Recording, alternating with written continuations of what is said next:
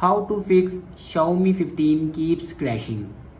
So let's start the video. First of all, close all the background apps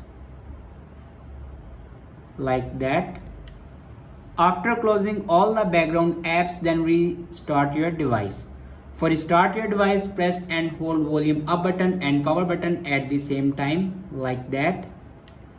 And then swipe up to power off your device and then turn on your device again. After that, open settings and then click on about phone and then click on Xiaomi Hyper OS. Now here you can check your updates. If it doesn't update to latest version, then update it to latest version.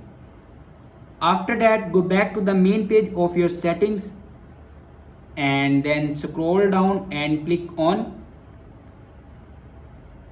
apps and then click on manage apps.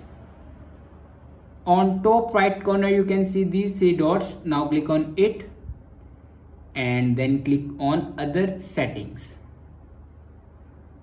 and then click on reset app preferences and click on reset apps.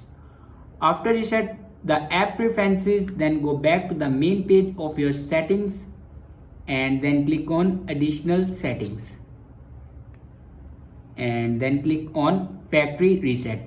After the factory reset, your problem will be fixed. Thanks for watching this video.